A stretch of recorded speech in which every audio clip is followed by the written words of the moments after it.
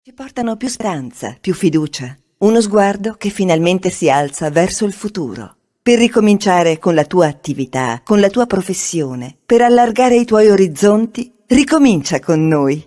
Contatta il nostro ufficio pubblicità. È il momento giusto per ripartire insieme. Chiamaci ai nostri contatti.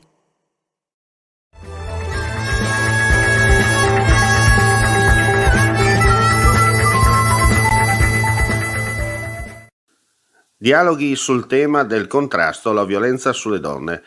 Se ne è parlato all'interno dell'Atelier Borella a Manzano, organizzato dall'Associazione Centro Culturale del Garda di Manzano in collaborazione con lo studio Borella e la City Advertising.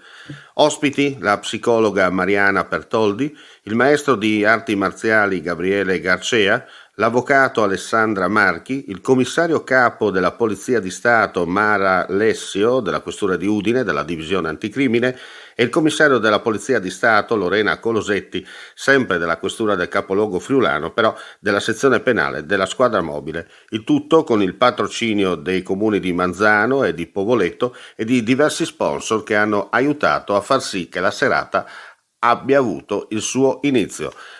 Come sempre, alla prima andiamo a sentire la presidente che ci racconta, Bettina Bolzico, che ci racconta insomma le emozioni al termine della serata. Io come presidente dell'associazione Il Garda riparto con questo primo evento grazie allo studio Borella che mi accoglie, che accoglie la nostra associazione. Abbiamo scelto un tema di notevole interesse per questo periodo.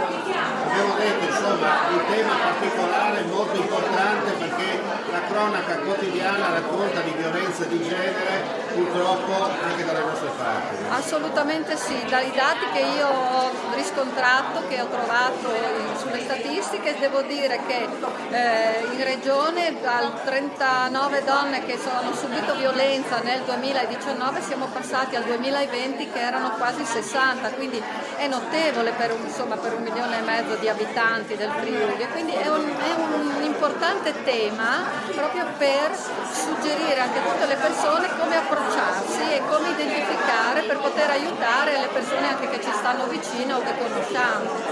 Chi ben comincia? Assolutamente, si prosegue ancora meglio.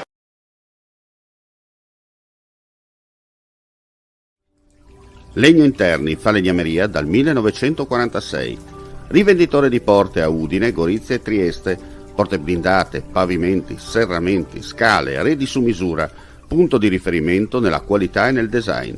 La falegnameria opera nel campo dell'artigianato e mette a disposizione del cliente la sua conoscenza per offrire un prodotto all'avanguardia in grado di soddisfare anche i clienti più esigenti. Legno Interni, la tua casa su misura.